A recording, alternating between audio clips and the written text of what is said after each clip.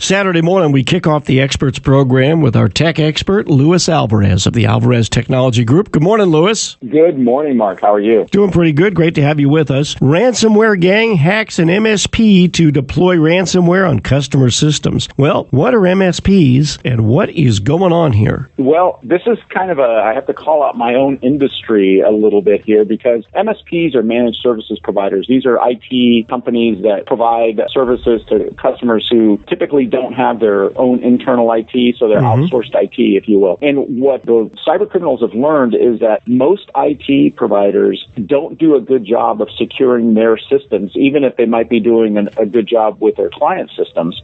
So the key to gaining access to multiple clients is to hack an MSP, and through that MSP be able to gain access to the clients that they serve. Right. And it's become such a big problem that late last year there was an advisory issued by the Department of Homeland Security, specifically saying that clients who use MSPs, managed services providers, or any IT service provider should make sure that those service providers are doing all that they should be doing in order to fortify their systems against being vulnerable to hacks or to ransomware or to anything else, because that is a backdoor to a whole pool of clients. And in many cases, like in our case, we have over 100 clients that we service, so we take this responsibility very seriously, and we implement a number of technology and services designed to not only prevent hacking and protect ourselves and our clients, but also to notify us if there's attempts at penetrating our systems, or if something happens, we're able to get alerted. And it's the same technology that we deploy to our clients. So we, in essence, we eat our own dog food, as they say. Right. But a lot of service providers don't do that. And if you remember, one of the most famous hacks on record was the one against Target several years ago. Yes. And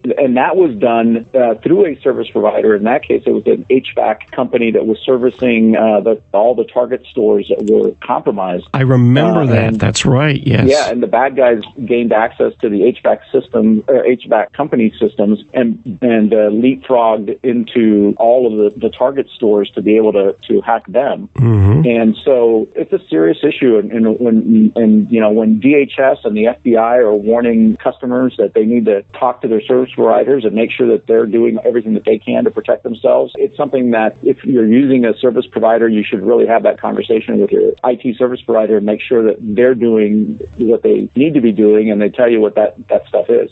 I read in the story that the hackers got in via RDP, a remote desktop endpoint, and they were searching for accounts that used WebRoot Secure Anywhere, which is a remote management software. Now, was there some sort of inherent problem with WSA? No.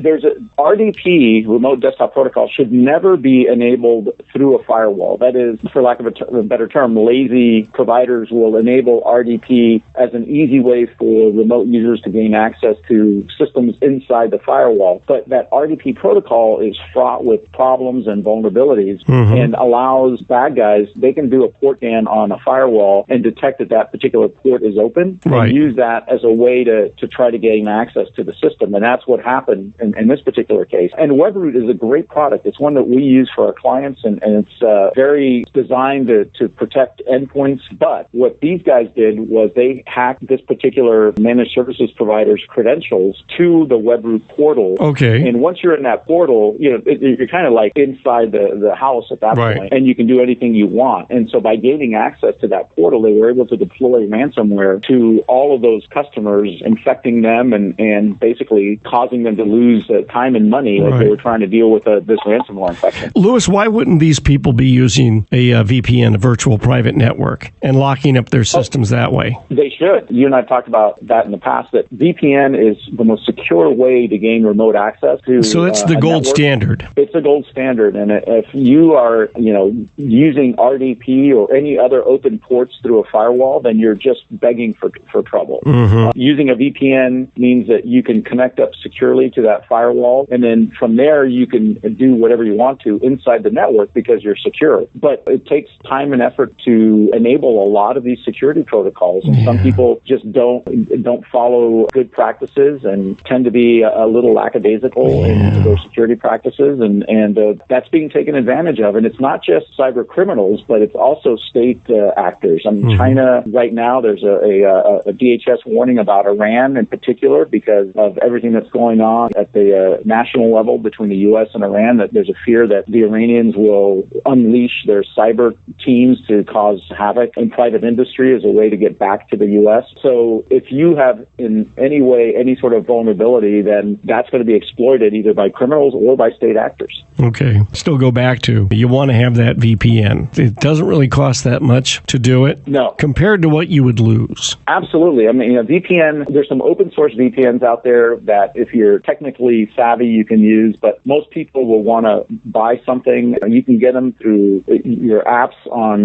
your smartphones or on many VPN sites that are reputable, and they cost $9 to $30, and it's a one-time fee, and you're protected from that point on. So we highly recommend it, and most firewalls, by the way, come with client VPN licenses included. So if you have a firewall and you want to connect to that, you don't even have to pay for the VPN client. Hey, Louis, wasn't another city recently hit with ransomware where their systems weren't properly locked down and the hackers got into it? Another small town, and they got hit for quite a bit. Yeah, actually, it was a couple of cities in Florida, of all places, got hit with ransomware, and they ended up having to pay $460,000. It was the city of Lake City, Florida. They got hit with ransomware because the same things that impact all of those systems that get hit with ransomware, they weren't patching and updating, and they were using obsolete operating systems, and they got taken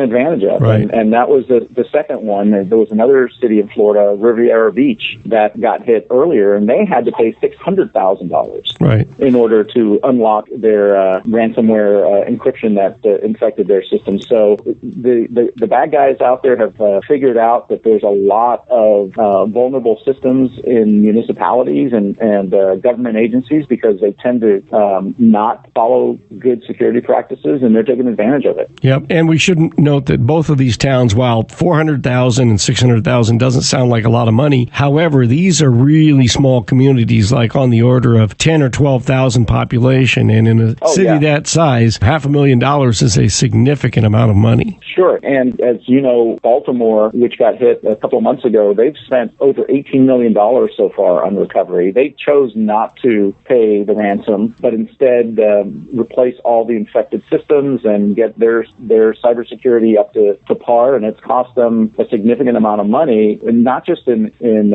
outlays that they had to pay, but also the income that they lost because a lot of the systems that were infected were systems that monitored things like trash and utility services that they weren't able to collect on. In your business, you obviously have a lot of government clients that have you providing network security. I won't ask you to divulge any of the cities that, because you can't, there's confidentiality, but just wondering, how willing have you found these clients to be to spend the money to do things right? And have you run into any situations where you've had clients that have been reticent about spending those dollars? Well, the answer is that initially there's a resistance to spend money if they don't think it's going to give them anything.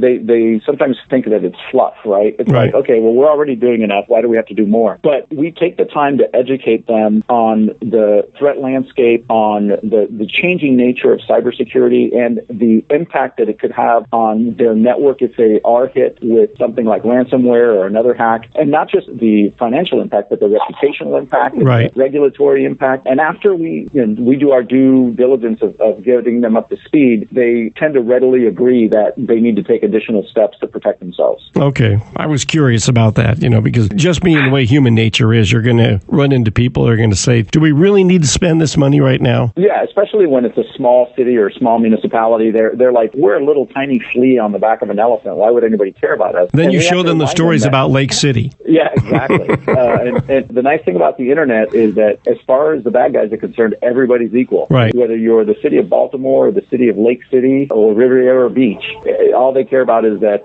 as long as they can get into your system, there's money to be made. Louis, thanks so much for your time this morning. A great way to kick things off here on this Saturday. And we'll continue chatting about these issues. And we'll chat again on Monday with Louis Alvarez, CEO of the Alvarez Technology Group. And online, it's alvareztg.com, @AlvarezTG. That's the Twitter handle. And Louis, the toll-free number for the I-Team.